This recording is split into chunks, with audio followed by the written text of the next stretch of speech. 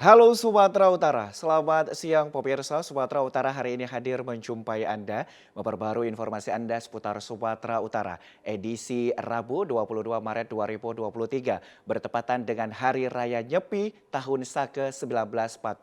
Bersama saya Muhammad Budi SR. Pemirsa, seperti biasa tim redaksi kami telah menyiapkan beragam informasi seputar Sumatera Utara dan inilah Sumatera Utara siang ini selengkapnya.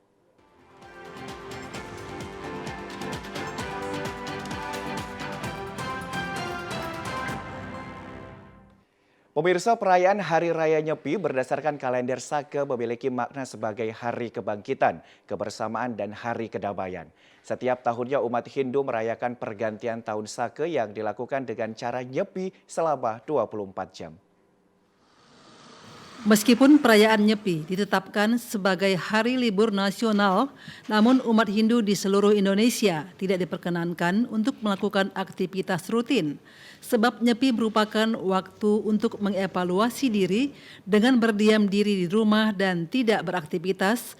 Mereka merenungi usaha dan hasil kerja selama setahun sekaligus tahun-tahun sebelumnya. Makna Hari Raya Nyepi bagi umat Hindu berarti sepi atau sunyi. Saat Hari Raya Nyepi, umat Hindu dilarang menghidupkan api, tidak bekerja, tidak melakukan hiburan, dan tidak keluar rumah. Umat Hindu dengan teguh menjauhi segala sesuatu yang dilandasi nafsu dan mendekatkan diri kepada Tuhan Ide Sang Hyang Widiwasa untuk mensucikan buana alit atau manusia dan buana agung atau alam dan seisinya. Profesor Iwayan Dirgaya Setangkes selaku Ketua Pura Agung Raksa Buana Jalan Polonia Medan mengaku umat Hindu di Medan dan sekitarnya melaksanakan Nyepi secara berkolaborasi, bergotong royong untuk menjaga dan mempertahankan serta melestarikan perayaan Hari Raya Suci umat Hindu yang ada di Indonesia, khususnya di Kota Medan. Pada dasarnya, pada Hari Raya Nyepi terdapat 3 rangkaian upacara, yakni melasti, Taur Agung Kesange, dan Mesime Kerama atau silaturahmi. Melasti adalah upacara untuk mensucikan atau membersihkan diri dari alam yang biasa dilaksanakan di pantai atau sungai. Setelah melasti dilanjutkan Taur Agung Kesange atau mencaru, yakni pembersihan alam 3 ranah penyebab keharmonisan kehidupan di dunia. Yang pertama, hubungan manusia dengan Tuhan, dan kedua, hubungan antara sesama manusia, serta hubungan manusia dengan alam sekitar. Untuk perayaan Nyepi sendiri, di mana umat Hindu melepas kegiatan duniawi dengan cara meditasi. Profesor Iwayan Dirgaya Setangkas menyebutkan, meski di Sumatera Utara bukan mayoritas umat Hindu, namun kegiatan Nyepi tetap dilaksanakan di lingkungan keluarga masing-masing. Hindu melepas kegiatan duniawi dengan cara meditasi. Profesor Iwayan Dirgaya Setangkas menyebutkan, meski di Sumatera Utara bukan mayoritas umat Hindu, namun kegiatan Nyepi tetap dilaksanakan di lingkungan keluarga masing-masing. Kehidupan pluralisme di Sumut sangat harmonis sehingga seluruh umat beragama saling menghormati dan masing-masing umat beragama sangat leluasa menjalankan ibadahnya. Ya, jadi pada dasarnya perayaan hari raya apapun bagi umat Hindu seperti Hari Raya Nyepi itu tidak lepas dari tradisi gotong royong, tradisi kebersamaan, dan tradisi kolaborasi. Kenapa harus seperti itu? Karena begitu banyaknya rangkaian kegiatan, begitu banyaknya upacara-upacara harus dilaksanakan secara bersama-sama. Karena ngayah merupakan prinsip dasar kehidupan masyarakat Hindu di Indonesia. Selepas acara Nyepi, silaturahmi juga akan dilakukan oleh seluruh umat Hindu di Medan dan sekitarnya melalui acara Dharma Santi dengan saling mengunjungi dan saling memaafkan serta berjanji untuk tidak membuat kesalahan di kemudian hari.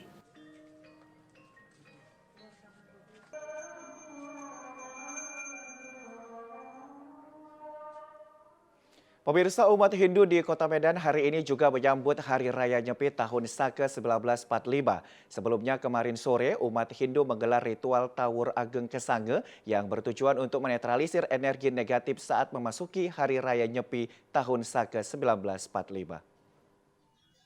Ritual Taur Agung Kesange dilaksanakan umat Hindu di Pura Agung Raksa Buana, Jalan Polonia, Kecamatan Medan, Polonia. Upacara ini merupakan salah satu rangkaian ritual yang dilakukan umat Hindu dalam melakukan ibadah Nyepi tahun 1945 Saka. Prosesi Tahun Agung Kesanga ini diawali dengan mendak tirta atau mengambil air suci dari sumber air patung Dewi Saraswati.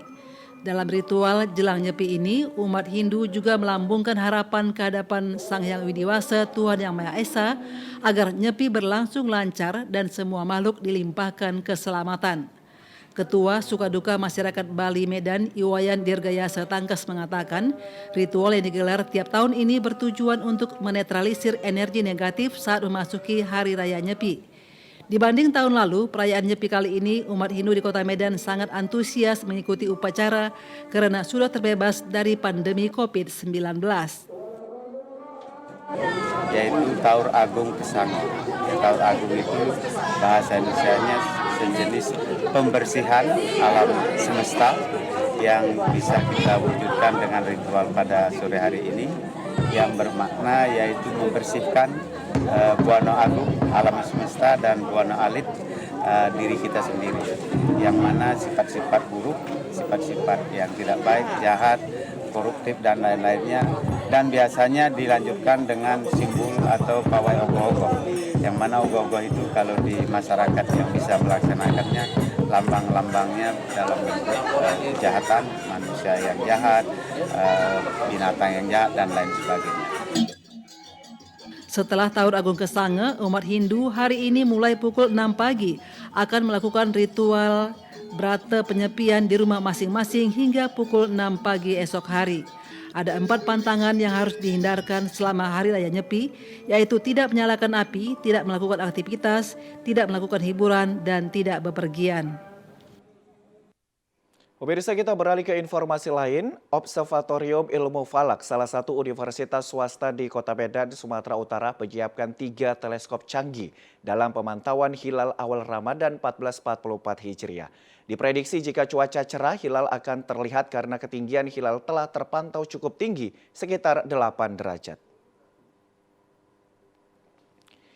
Tim Observatorium Ilmu Falak tersebut telah menyiapkan 3 teleskop canggih yang akan digunakan dalam pemantauan hilal awal masuknya bulan Ramadan pada hari ini di kampus Pasca Sarjana UMSU yang menjadi pusat pemantauan hilal di Kota Medan yang terletak di Jalan Denai, Medan, Sumatera Utara.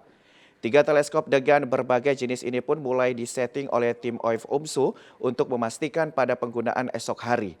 Mulai dari mounting kamera serta alat untuk live streaming, Laboratorium Ilmu Falak milik salah satu perguruan tinggi swasta ini menjadi satu-satunya tempat pengamatan hilal yang akan dilakukan oleh Pemko Medan dan dihadiri oleh Wali Kota Medan pada Rabu sore nanti.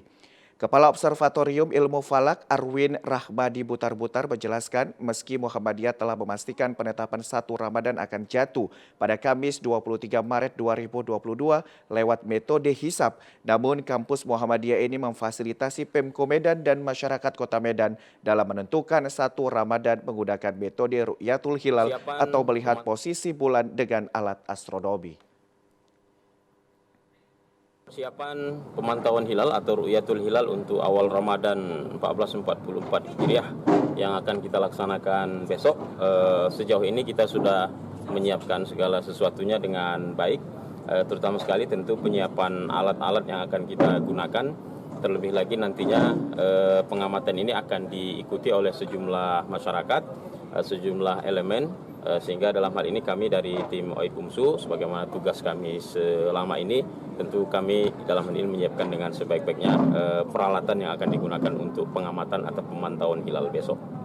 Alat-alat yang kita gunakan tentu yang paling utama adalah teleskop atau teropong, dan sejauh ini khusus untuk lokasi pengamatan hilal atau pemantauan hilal untuk besok hari di OIF UMSU di Medan. Setidaknya yang akan kita standby-kan itu nanti ada 2 teleskop di ruangan sliding roof. Seperti tahun-tahun sebelumnya, dipastikan ratusan masyarakat Kota Medan akan turut hadir menyaksikan pengamatan hilal guna penentuan 1 Ramadan ini. Sementara itu, pihak Observatorium Ilmu Falak telah menyiapkan berbagai fasilitas seperti teleskop, mulai dari manual hingga yang otomatis, hingga akan menjabarkan posisi hilal dalam ilmu astronomi.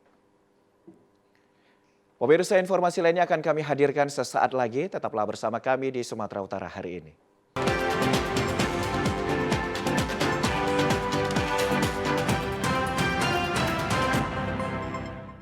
Terima kasih Anda masih bersama dengan kami. Pemirsa, Polda Sumatera Utara akan menindak tegas para pelaku importir pakaian bekas ilegal yang mencoba masuk ke wilayah hukum Sumatera Utara.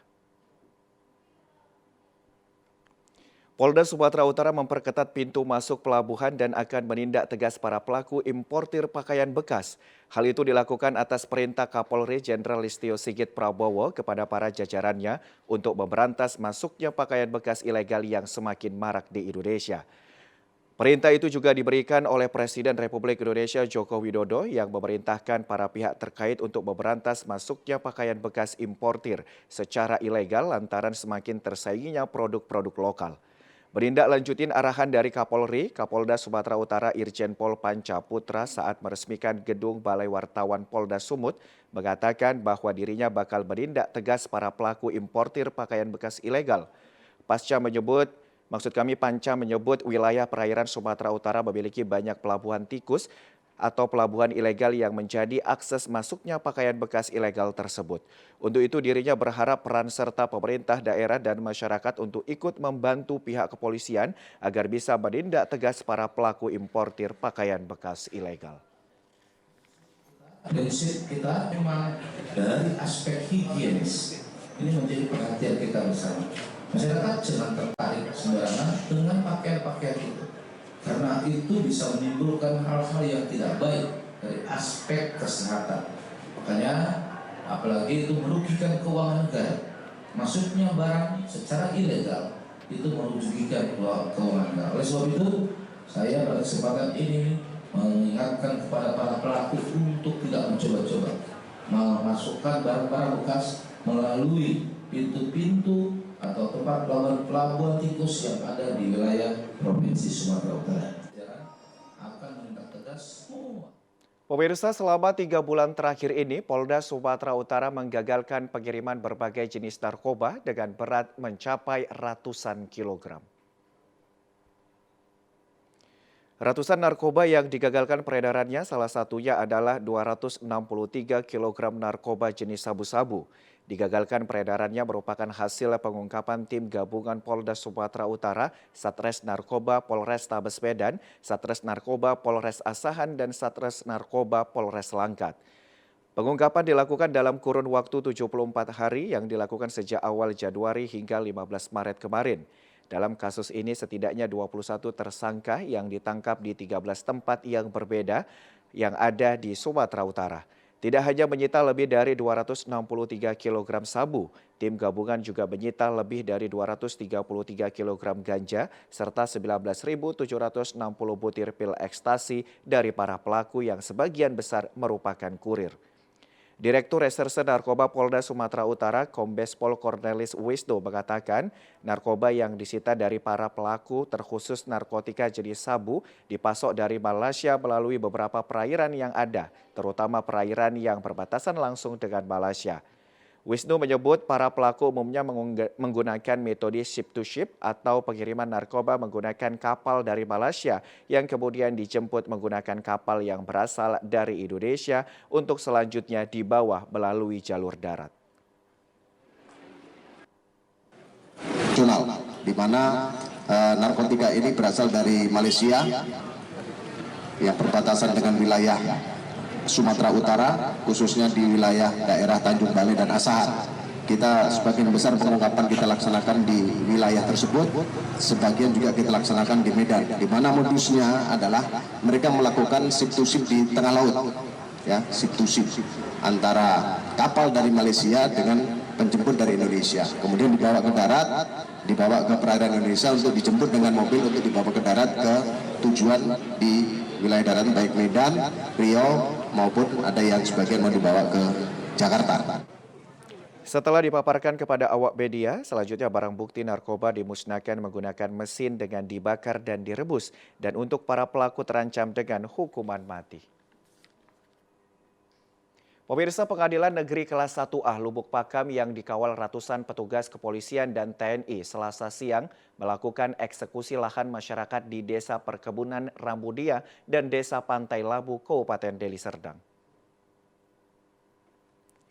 Pembacaan eksekusi atas objek lahan persawahan ini tidak ada perlawanan oleh warga pemilik lahan karena mereka takut berbenturan dengan petugas kepolisian dan TNI yang mengawal proses pembacaan eksekusi. Pihak pengadilan pada saat membacakan putusannya di atas lahan tersebut didampingi pemohon eksekusi dari pihak Balai Wilayah Sungai Sumatera Utara BWSS 2 Sumut. Nantinya setelah dieksekusi, lahan tersebut akan mulai dibangun kanal pengendali banjir kawasan Bandara Kuala Namu dan sekitarnya. Sementara 10 warga pemilik lahan menolak eksekusi yang dilakukan pihak Pengadilan Negeri Lubuk Pakam karena belum ada kesepakatan ganti rugi lahan mereka. Masyarakat yang terdampak proyek kanal BWSS 2 Sumut ini menolak ganti rugi karena harga nilai yang ditetapkan oleh pihak BWSS 2 Sumut tidak sesuai dan tidak dapat membeli lahan pengganti di sekitar wilayah itu. Ngatiem warga terdampak proyek kanal Bandara Kuala Namu yang lahannya dieksekusi paksa PN Lubuk Pakam mengaku sangat sedih karena sawah peninggalan almarhum suaminya yang selama ini menopang ekonomi keluarga diambil dengan bayaran yang tidak sesuai sehingga tidak dapat dibelikan lahan sawah pengganti.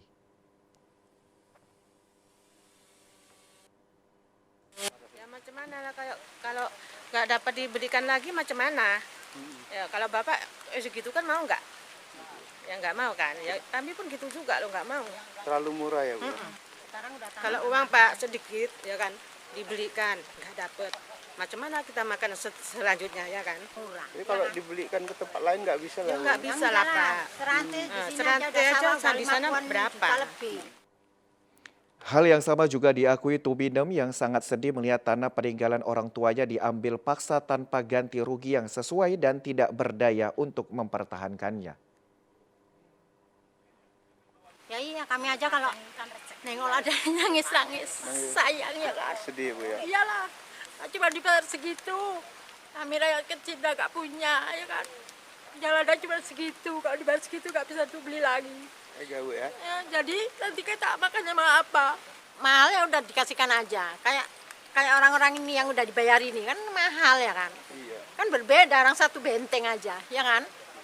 Bukannya jauh, satu benteng aja kok bisa berbeda bayarannya. Usai membacakan eksekusi, pihak PN Lubuk Pakam langsung memerintahkan pihak BWSS 2 Sumut untuk menebang pohon-pohon milik masyarakat di atas lahan yang akan dibangun proyek kanal pengendali banjir Bandara Kuala Namu. Pemirsa, Komisi Pemilihan Umum Kabupaten Labuhan Batu sosialisasikan PKPU nomor 6 tahun 2023 terkait sebaran daerah pemilihan dapil dan alokasi kursi legislatif di pemilu tahun 2024 yang ada di Kabupaten Labuhan Batu, Sumatera Utara. Selain mensosialisasikan PKPU nomor 6 tahun 2023, KPU Labuhan Batu juga mensosialisasikan putusan MK tentang pembentukan dapil di Kabupaten Labuhan Batu bersama sejumlah stakeholder dan para partai politik bertempat di Ballroom Hotel Permata Land Rantau Prapat.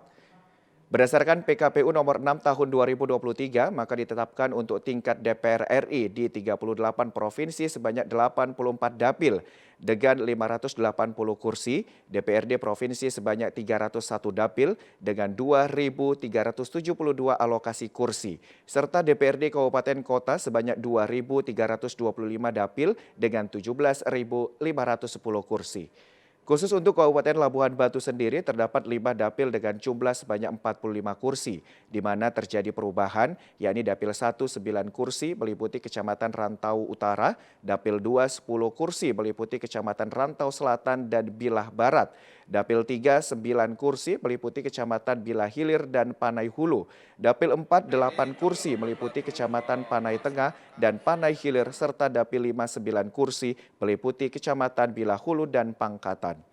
Ketua KPU Labuhan Batu Wahyudi menjelaskan meski ada terjadi perubahan dapil namun tahapan pemilu tahun 2024 berjalan sesuai dengan tahapan dan kondusif. Kini memasuki proses penyusunan daftar pemilih setelah Pantarlih melakukan coklit. Ini KPU Labuhan Batu melaksanakan sosialisasi daerah pemilihan dan alokasi kursi. Jadi beberapa waktu yang lalu KPU Labuhan Batu juga sudah memberikan sosialisasi terkait rancangan persiapan pembentukan daerah pemilihan dan alokasi kursi di Labuhan Batu untuk pemilu tahun 2024. apakah ada perubahan atau tidak dari pemilu sebelumnya pada tahun 2019. Dan hari ini KPU RI sudah menetapkan peraturan KPU nomor 6 tahun 2023 terkait dengan daerah pemilihan dan alokasi kursi. Dan untuk Labuan Batu tetap 5 dapil, namun ada perubahan kursi ya, pergeseran kursi, jumlah kursi tetap sama 45 kursi.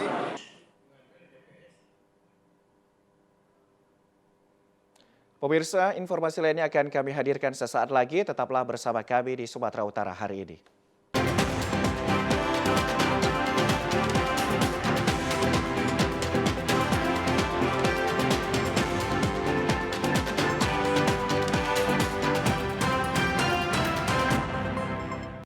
Terima kasih Anda masih bersama dengan kami. Pemirsa, harga bahan pokok berupa cabai, bawang merah, dan tomat terpantau stabil di sejumlah pasar tradisional di Kota Medan. Tidak hanya stabil stok sejumlah bahan pokok terbilang cukup selama bulan Ramadan. Namun kenaikan justru terjadi pada komoditas bawang putih. Memasuki awal puasa Ramadan 2023, sejumlah komoditas bahan pokok seperti cabai, bawang merah, dan tomat masih berada dalam harga yang terjangkau dan relatif stabil di sejumlah pasar tradisional. Namun bawang putih mengalami kenaikan meski tak begitu tinggi. Komoditas ini diprediksi menjadi kebutuhan pokok yang akan mengalami peningkatan permintaan pasar, terlebih menjelang perayaan hari besar seperti puasa Ramadan hingga Lebaran mendatang. Seperti tahun-tahun sebelumnya, memasuki awal Ramadan, daya konsumsi masyarakat terlebih masyarakat Muslim tergolong lebih tinggi dari biasanya. Hal ini memicu peningkatan permintaan pasar yang berakibat pada naiknya harga yang biasanya disebabkan oleh stok yang menipis.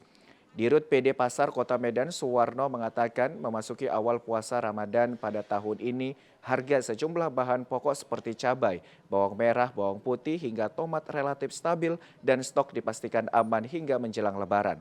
Cabai hingga kini dibanderol dengan harga Rp30.000, bawang merah Rp32.000, serta bawang putih yang mengalami sedikit kenaikan dijual dengan harga Rp30.000 yang sebelumnya Rp24. Maksud kami Rp24.000. Di pasar Petisa Basement, kita di situ lihat harga cabai untuk saat ini masih cukup normal, harga cabai Rp30.000, cabai merah ya Rp30.000, cabai rawit Rp30.000, bawang merah Rp32.000. Memang di sini ada kenaikan di bawang putih yang tadinya Rp24.000 sekarang jadi Rp30.000. Yang lain tomat masih stabil, harganya 12. Telur stabil ya, telur yang sedang tadi harganya 1.500, yang besar 1.600. Artinya untuk menjelang Ramadan ini harga bahan pokok masih cukup stabil. Pemko Medan melalui Perumda Pasar Kota Medan akan terus berupaya menjaga kestabilan harga bahan pokok selama bulan Ramadan ini hingga menjelang Lebaran nantinya. Salah satunya adalah dengan cara menggelar pasar murah di setiap kelurahan dan kecamatan. Pemirsa, harga daging sapi di sejumlah pasar tradisional di Kota Medan mengalami kenaikan memasuki awal Ramadan 2023. Salah satunya terjadi di Pasar Raya MMTC Deli Serdang, Sumatera Utara. Harga daging yang semula berkisar Rp130.000 kini telah menembus angka Rp140.000 per kilogramnya. Merangkak naiknya harga daging sapi di sejumlah pasar tradisional di Kota Medan, Sumatera Utara tidak dapat dihindari. Hal ini terjadi seiring dengan meningkatnya permintaan pasar akan komoditas pangan hewani ini. Seperti diketahui, tidak hanya menjelang Lebaran, kini memasuki awal Ramadan, masyarakat Muslim pun juga selalu berburu daging sapi guna diolah menjadi menu santap sahur dan buka perdana di bulan Ramadan. Daging sapi yang masuk dalam kategori komoditas masyarakat menengah ke atas ini digandrungi oleh masyarakat ekonomi kelas menengah bawah menjelang Ramadan dan Lebaran. Akibatnya kenaikan harga pun tak terhindarkan pada setiap memasuki dua perayaan hari besar keagamaan bagi umat Muslim tersebut. Salah seorang penjual daging sapi, Heru, mengatakan meski harga daging sapi ini mengalami kenaikan, daya beli masyarakat juga mengalami peningkatan terlebih memasuki awal puasa Ramadan tahun ini. Jika dibanding dengan tahun sebelumnya, dirinya menyebut di tahun ini memasuki awal Ramadan, peningkatan penjualan daging sapi mencapai 30 hingga 40%. Bang. Sebelumnya berapa, Pak? Sebelumnya 130. Berarti mengalami kenaikan ya, Pak? Ya naik, Bang, naik 10.000. Itu gara-gara apa Bu? Dari pusatnya Bang, dari kamar potongnya mabar dari ternaknya. Untuk pembeli gimana Bang? Beli ya lumayan rame lah Bang. Menjelang puasa itu main rame ya? Main lah Bang. Alhamdulillah lah. Habis juga daging 160 kilo juga Bang. Kadang mau 200, tentu lah Bang. Dalam sehari memasuki awal Ramadan, penjual daging menyebut dapat menjual daging sapi sebanyak 190 hingga 200 kg. Harga daging sapi diperkirakan akan terus merangkak naik hingga memasuki pertengahan bulan Ramadan. Pemirsa, menjelang bulan suci Ramadan, harga daging sapi sejumlah pasar tradisional di Mandailing Natal mengalami kenaikan harga Rp40.000 per kilogram. Kenaikan harga juga terjadi pada ayam potong dan telur ayam. Dalam pekan terakhir ini, harga daging sapi di pasar tradisional Panyabungan Kabupaten Mandailing Natal mengalami kenaikan hingga Rp40.000 per kilogram. Kenaikan harga daging sapi ini disebabkan tingginya permintaan masyarakat menjelang bulan suci Ramadan. Harga daging sapi segar sebelumnya dijual Rp130.000, kini naik menjadi Rp170.000 per kilogramnya. Sejumlah pedagang mengaku selain karena tingginya permintaan daging sapi, harga sapi pun juga mengalami kenaikan selama bulan Ramadan. 70 Bang. Berapa harga daging? 170. 170 per kilo? Iya Bang. Kenapa begitu tinggi itu? Harga sapinya mahal mahal Bang. Harga ayam potong juga mengalami kenaikan sekitar Rp5.000 per kilogram, dari Rp30.000 menjadi Rp35.000 per kilogram. Kenaikan harga untuk kebutuhan rumah tangga ini sudah biasa terjadi setiap menjelang hari-hari besar, baik menyambut bulan Ramadan, Hari Raya Idul Fitri, dan pergantian tahun. Pedagang mengaku kenaikan harga ayam disebabkan pasokan yang berkurang dari supplier, sementara dan permintaan daging ayam relatif meningkat. Penjualannya sepi Bang, lantaran harga naik. Sepi ya? Ya. Biasanya gini mau puasa rame nggak ya? Rame, kalau biasanya rame, udah nambah-nambah ini. Ini sekarang? Sekarang belum ada nambahnya. Harga komoditi lain seperti cabai merah dan telur ayam juga mengalami kenaikan, namun kenaikan masih belum begitu mencolok dibanding harga daging sapi dan ayam potong. Pedagang dan pembeli berharap pemerintah segera menstabilkan harga agar beban masyarakat tidak semakin berat. Pemirsa, guna menstabilkan pasokan dan harga pangan, khususnya beras dan minyak kemasan, Bulog Rantau Prapat melaksanakan pasar murah dengan penjualan secara langsung kepada konsumen atau masyarakat di Pasar Glugur, Kota Rantau Prapat. Pemerintah melalui Dinas Perindustrian dan Perdagangan Kabupaten Labuhan Batu bersama Perum Bulog melaksanakan program stabilisasi pasokan dan harga pangan yang disebut operasi pasar dengan menggunakan beras medium dan minyak kemasan kita. Operasi pasar yang digelar ini sekaligus menyambut bulan suci Ramadan dan program pasar murah ini dilaksanakan di Pasar Glugur, Kota Rantau Prapat. Terlihat antusias masyarakat membeli beras dan minyak goreng dengan harga penjualan di tingkat konsumen di bawah harga eceran tertinggi yang ditetapkan oleh pemerintah. Untuk harga beras dijual Rp45.000 per karung ukuran 5 kg dan minyak goreng kemasan Rp14.000 per liter. Salah seorang pembeli warga Rantau Prapat, Adelina, merasa terbantu dengan adanya pasar murah tersebut. Apa perasaannya ada? Harganya sangat murah dibandingkan dengan harga beras lainnya. Perasaannya ada operasi pasar ini Bu? Membantu lah. Membantu Bu ya. Ini harganya berapa Bu satu? Ini 45. 45. Ini digunakan untuk keluarga atau gimana Bu? Untuk kita makan kita.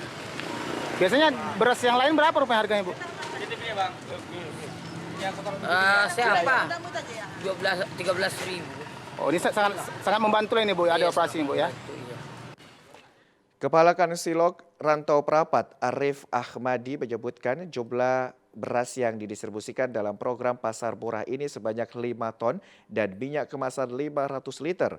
Harga bahan pokok pasar murah ini di bawah harga yang ditetapkan pemerintah. Kami dari Perum Bulog Kantor Cabang Pembantu Rantau Prapat bekerja sama dengan pemerintah Kabupaten Labuhan Batu melaksanakan operasi pasar. Dalam hal ini melakukan penjualan beras medium dan minyak goreng masyarakat. Untuk komoditi yang kami bawa itu beras medium sebanyak 5 ton, kemudian beras minyak goreng kita sebanyak 400 liter. Untuk jadwal selanjutnya kami bekerja sama dengan Dinas Perindustrian dan Perdagangan Kabupaten Labuan Batu. Tentunya kegiatan ini akan dilaksanakan berkelanjutan, tetapi untuk jadwalnya nanti menunggu permintaan dari Dinas Perdagangan. Pemirsa, kita beralih ke informasi lain. Ratusan siswa Sekolah Dasar 025973 Kecamatan Binjai Selatan mengikuti kegiatan makan bersama menyambut datangnya bulan suci Ramadan 1444 Hijriah. Makan bersama ini dilakukan kemarin dengan cara mengumpulkan para siswa di halaman sekolah dan siswa membawa bekal masing-masing. Bekal atau makanan yang dibawa ini akan dinikmati bersama-sama dengan cara berhadapan dengan siswa lainnya serta guru yang berada di sekolah. Makan bersama ini bertujuan untuk menjalin kebersamaan dan kekompakan antara sesama siswa dan para guru serta menyambut datangnya bulan suci Ramadan dengan harapan para siswa bisa melaksanakan ibadah puasa dengan khusyuk dan lancar.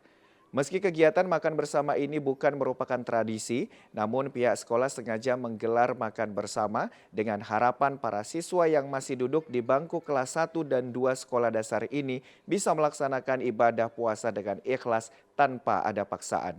Kepala Sekolah Winartika Putri mengatakan pihak sekolah sengaja melakukan kegiatan makan bersama dengan harapan sejak usia dini anak-anak sudah mulai belajar untuk melakukan ibadah puasa di bulan Ramadan. Menyambut bulan Ramadan kami mengadakan makan bersama.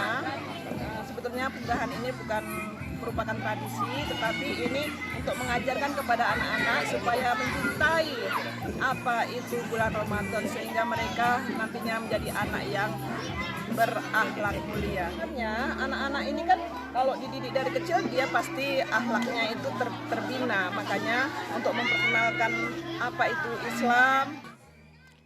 Usai kegiatan makan bersama, para siswa dan guru saling bersalaman sembari memohon maaf atas segala khilaf dan salah guna mensucikan diri menjelang bulan Ramadan.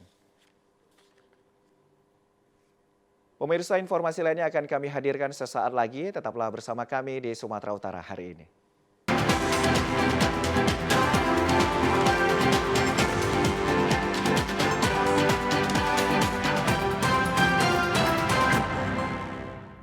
Terima kasih Anda masih bersama dengan kami pemirsa. Satuan Polisi Lalu Lintas Polres Tapanuli Utara melaksanakan operasi keselamatan Toba tahun 2023 yang digelar sejak tanggal 8 Maret lalu hingga tanggal 21 kemarin. Operasi ini menargetkan peningkatan kesadaran warga dalam berlalu lintas serta menekan angka kecelakaan lalu lintas. Dalam operasi keselamatan Toba tahun 2023, pada hari terakhir seperti yang digelar kemarin di depan Mapolres Taput pada saat jam pulang sekolah, terlihat sejumlah pelanggaran ringan seperti pengendara yang tidak menggunakan helm serta tidak memiliki surat izin mengemudi terutama anak sekolah masih ditemukan. Dalam juknis operasi keselamatan Toba tahun 2023 ini tidak memperbolehkan tindakan berupa penilangan untuk pelanggaran ringan. Selain itu di sejumlah sekolah-sekolah juga dilakukan sosialisasi dengan mengajak seluruh tenaga didik dan murid agar menjadi pelopor keselamatan berlalu lintas untuk menekan angka kecelakaan dan pelanggaran lalu lintas di wilayah Tapanuli Utara. Menurut Kabak OPS Polres Taput, Kompol Kondar Simanjuntak mengatakan tujuan utama pelaksanaan operasi keselamatan Toba 2023 dimaksudkan dapat menciptakan situasi arus lalu lintas tetap kondusif saat memasuki bulan puasa sehingga diharapkan situasi arus lalu lintas berjalan aman, tertib dan terkendali. Selain itu terhadap sejumlah pelanggaran ringan yang ditemukan dalam operasi keselamatan Toba 2023, adapun sanksi yang diberikan dengan teguran secara lisan agar pengendara tidak mengulangi kesalahan kembali serta diberikan pemahaman tentang pentingnya mengikuti aturan tertib berlalu lintas. Dari Satuan Lalu Lintas sudah melakukan edukasi himbauan, bahkan tilang teguran. Ada teguran kita berikan kepada masyarakat yang melakukan pelanggaran-pelanggaran. Di mana tujuan keselamatan ini adalah dalam rangka pencegahan untuk mengurangi korban-korban meninggal dunia akibat kecelakaan lalu lintas. Harapan kita dengan edukasi-edukasi ini, maka Tapan Utara akan lebih tertib tentang berlalu lintas. Pemirsa, 5 tahun menempati komplek perumahan yang setiap tahun menjadi langganan banjir saat musim penghujan, puluhan warga perumahan Flamboyan mengadu ke DPRD Labuan Batu Utara guna menuntut pengembang menepati janjinya membangun fasilitas sesuai brosur pemasaran. Merasa menjadi korban janji pengembang melalui brosur pemasaran perumahan, sedikitnya 20 orang perwakilan warga perumahan Flamboyan, Kelurahan Aikenopan, Kecamatan Kuala Hulu, Kabupaten Labuhan Batu Utara menuntut pengembang yang tidak memiliki izin AMDAL perumahan tersebut. Mereka menuntut agar pengembang membangun fasilitas berupa tembok penahan banjir, taman kanak-kanak, dan membebaskan lahan badan jalan komplek perumahan subsidi pemerintah tersebut agar dapat dibangun pemerintah. Salah seorang perwakilan warga perumahan Flamboyan, Ridwan Naibaho, mengatakan kedatangan mereka ke DPRD ini untuk memfasilitasi warga dengan pengembang agar tuntutan mereka dapat dilaksanakan. Sesuai janjinya pada saat memasarkan unit rumah di komplek Flamboyan 5 tahun lalu. Kita mengharapkan pihak DPR dapat menyampaikan aspirasi kami di mana pada konteks ini pengembang belum memenuhi beberapa poin yang dibuatnya dalam brosur pada saat pemasaran perumahan Flamboyan Indah. Masalah yang paling fatal di masa-masa musim penghujan, kami sering takut akan kebanjiran. Dalam brosurnya kemarin ada tertera bahwasanya akan dibuat tembok keliling sejenis untuk anti banjir. Dan yang paling utama juga pelang atau nama perumahan Flamboyan Indah belum ada sampai sekarang. Ketua Komisi B DPRD Labuhan Batu Utara, Mukti Ahmad menjelaskan, meskipun sudah mengundang pengusaha selaku pengembang perumahan, namun saat DPRD beliau tidak hadir untuk menindaklanjuti masalah tersebut. Pihaknya akan menggelar RDP lanjutan dan bila terbukti bahwa pengembang tidak memiliki izin AMDAL saat membangun perumahan komplek perumahan tersebut, maka pengusaha sudah melanggar tindak pidana. Menindaklanjuti laporan dari masyarakat mengenai banjir dan tidak adanya fasilitas umum dan fasilitas anti banjir di perumahan subsidi pemerintah di perumahan Flamboyan di Aikenopan yang sering jadi langganan banjir. Ya, hasil RDP tadi kita akan agendakan ulang karena tadi dari pihak pengembangnya tidak hadir, padahal sudah kita undang, maka kita akan agendakan lagi untuk RDP kedua kalinya. Ya, menurut saya kita akan mendengarkan pendapat dari semua pihak termasuk dari pengembang. Apakah dia sudah melaksanakan apa yang menjadi hak daripada konsumen di perumahan itu, apakah sudah dilaksanakan atau tidak? Ironisnya pihak BPR selaku mitra pemasaran perumahan justru tidak mengetahui alamat pengusaha selaku pengembang, menyebabkan surat undangan RDP dari Komisi B tidak sampai kepada pengusaha. Pemirsa, petugas kepolisian Reserse Tapanuli Selatan berhasil membekuk tersangka pembacokan seorang oknum kepala desa di Kabupaten Tapanuli Selatan yang terjadi pada Desember 2022 lalu. Motif pembacokan tersebut dilakukan tersangka lantaran sakit hati dengan kepala desa.